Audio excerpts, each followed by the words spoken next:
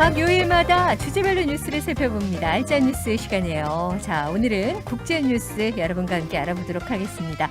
동의대학교 행정정책학과 김태환 교수 오늘도 자리에 함께하고 계십니다. 어서 오세요. 예, 안녕하세요. 네, 교수님. 예. 오늘은요 2030 엑스포 얘기를 좀 나눠봤으면 좋겠는데 지금 우리 부산시도 그렇고 예. 이 엑스포 유치하기 위해서 큰 노력을 하고 그렇죠. 있잖아요. 네네. 최근 소식, 따끈따끈한 소식 좀 정리를 해주시죠.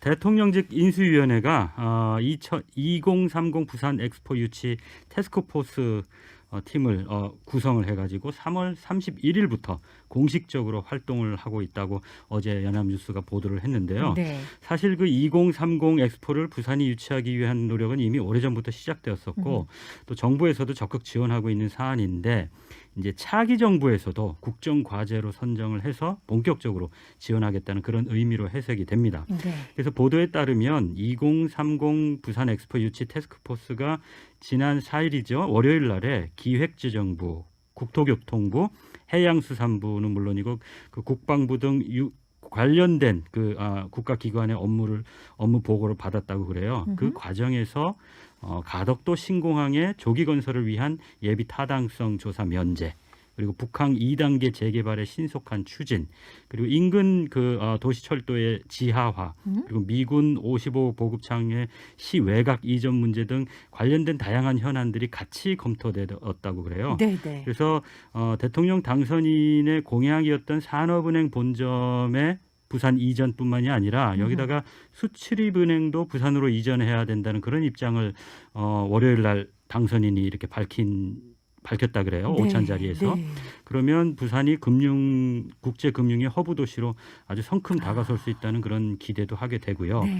그래서 부산시도 이 2030 부산 엑스포가 가덕 신공항 그리고 또 부울경 메가시티 등을 포함해서 7개 분야에 걸친 30개 30여 개 이상의 과제를 부산시 차원에서 정리를 해서 인수위에다가 전달을 했다고 하니까 아마도 2030 부산 엑스포가 유치가 되면 그동안 상당히 오랫동안 정체를 벗어나지 못했던 어떤 우리 부산의 실질적인 도약을 견인할 수 있는 그런 계기가 되지 않을까 그렇게 생각을 합니다. 네.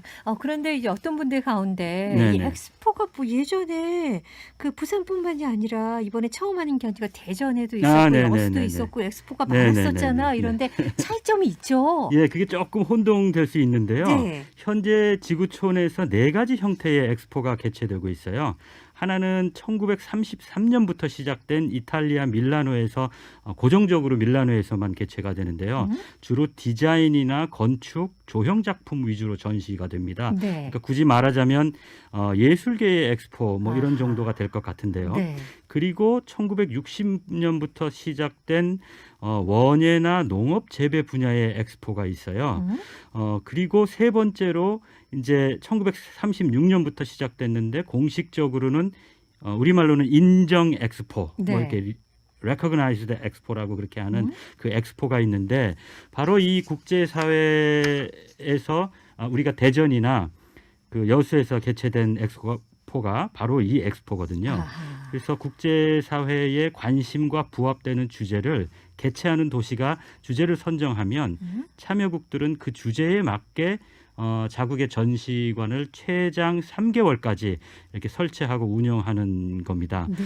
그리고 마지막으로 이제 우리가 지금 부산에서 유치하고자 하는 월드포가 엑스포가 엑스포. 있습니다. 이게 예. 공식적으로는 등록 엑스포라고 그래요. 그래서 네네. 레지스터드 엑스포라고 하는데 요게 월드 엑스포인데 이거는 1851년에 런던에서 시작된 겁니다. 그러니까 가장 역사가 있는 거죠. 사실은 앞서 말씀드린 다른 3가지 엑스포는 사실은 이 엑스포에서 이러한 분야로 우리가 좀 더 확대해서 하자고 해서 어떻게 보면 파생됐다고 볼 수가 있는 거죠. 네. 그래서 매 5년마다 개최를 되는데 이 엑스포는 우리나라가 아직도 한 번도 개최한 적이 없습니다. 사실은 이게 1851년에 처음 런던에서 개최된 이후에 주로 서구나 북미의 선진국 중심으로 계속 개최가 됐었어요. 그래서 네. 아시아 지역에서는 2005년에 와서 처음으로 일본의 아이치, 2010년에는 중국 상하이, 그리고 2020년에 아랍에미레이트의 두바이에서 개최가 됐고 25년에 이제 오사카에서 다시 개최될 예정입니다. 그러니까 네. 실질적으로 아시아에서 이 엑스포가 개최된 거는 불과 10여 년밖에 되지 않은 거거든요. 아. 그래서 그것도 일본이 2번, 중국이 1번, 그리고 이제 중동의 두바이가 1번 해서 상당히 아시아에서는 희귀하기 때문에 우리가 개최하면 상당히 그런 면에서도 의미가 있죠. 그런데 어떤 분들은 이제 개최지가 올림픽처럼 지역 안배가 있기 때문에 25년에 일본에서 개최되는데 오사카에서 개최되는데 30년에 또 바로 옆 부산에서 개최되기는 좀 어렵다. 그래서 중동의 사우디아라비아나 뭐 이탈리아가 네, 네. 되지 않겠냐, 우리한테 불리하다, 뭐 이런 말씀들을 많이 하는데 그거는 그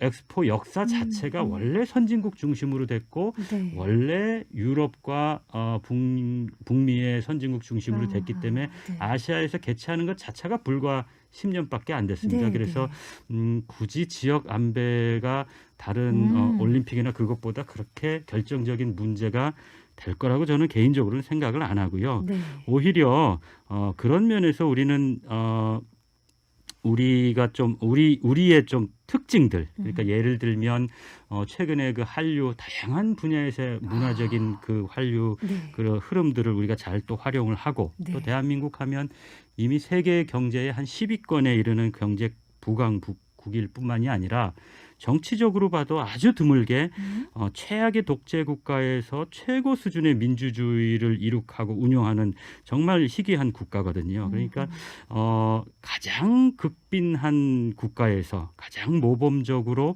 세계 모든 개발도상국들이 본받기를 롤 모델로 하는 그런 유일한 발전된 국가라는 그런 이미지들을 우리 어느 한국만의 독특한 거죠. 그런 것들을 잘 홍보하고 전략을 세우면 충분히 가능성이 있다고 저는 개인적으로 생각을 합니다. 네, 그래요. 그럼 현재 어떤 경쟁 도시들이 있나요?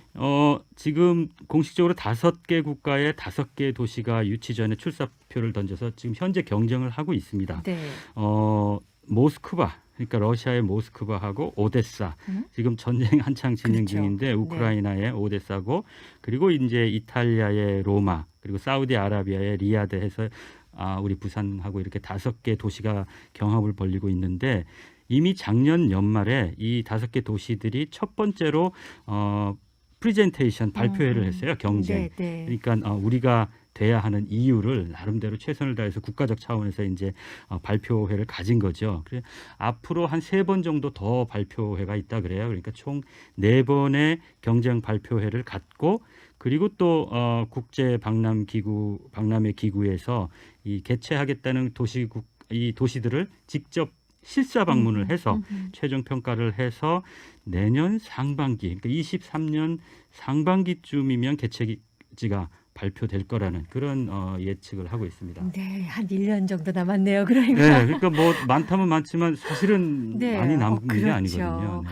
근데 그 뭐 지역적 말씀도 하시긴 했는데 경쟁에서 네네. 조금 불리하다 뭐 이런 얘기가 들리긴 해서 걱정은 되는데 그게 이제 어떻게- 환경이 이제 네네. 국제 환경이 그렇고 이제 여러 네. 가지 이제 부정적인 모습을 보면 그런데 좀 미안한 얘기지만 네. 사실은 이제 이 러시아 우크라이나 전쟁 때문에 모스크바하고 오데사는 아무래도 네. 현실적으로 좀 네. 이렇게 그렇죠. 멀어진 것이 아닌가 그렇게 생각을 하고요. 네. 현실적으로 불가능할 것 같고, 그리고 이제 로마는 기존에 여러 번 엑스포를 치른 경험이 있습니다. 이탈리아가. 그리고 또 앞서 말씀드린 대로 디자인과 조형 예술 분야의 엑스포라고 하는 그 엑스포를 고정적으로 밀라노에서 가지고 있거든요. 그래서 요런 요인들이 뭐 장점으로 뭐 이렇게 할 수도 작용할 수도 있겠지만 있고, 오히려 거꾸로 또 너무 아하. 이탈리아만 하느냐 하고 그것만 이제 부정적으로 하니까. 할 예, 수도 예. 있고 그런 네. 부분이 있고요. 네. 그리고 이제 사우디아라비아의 리야드가 사실은 상당히 이제 경쟁자로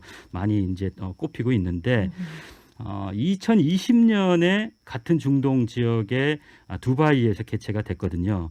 그랬을 때 그 두바이 개최도 아시아 개최 자체가 불과 몇 년 안 된 최근에 됐다고 했는데 그것도 두바이에서 중동에서 개최된 데는 두바이 정부의 상당한 국제사회의 어떤 석유 자금에 대한 그 국제적인 로빙 그런 얘기들이 많았었거든요. 네. 그래서 이 사우디아라비아도 이 막대한 석유 자금을 통해서 국제 로비를 하면 아무래도 이쪽으로 많이 기울지 않겠느냐 이런 예상을 하고 있습니다. 그래서 우리 부산이 좀 불리할 거라고 이렇게 예측하시는 분들이 있는데 이 지역 안배는 아까 말씀드린 대로 그런 뭐 아시아에서 시작한 것 자체가 얼마 안 되기 때문에 제 개인적으로는 큰 문제가 아닐 것 같고 그래서 종합적으로 보면 국제 환경이 쉽지 않다고 하는데 우리가 88 올림픽을 생각을 해보면 88년 때 서울 올림픽이 개최될 당시에도 상당히 서울이 올림픽을 할 거라고는 그렇죠. 회의적이었었거든요. 네, 예상을 못했죠. 그럼요. 예.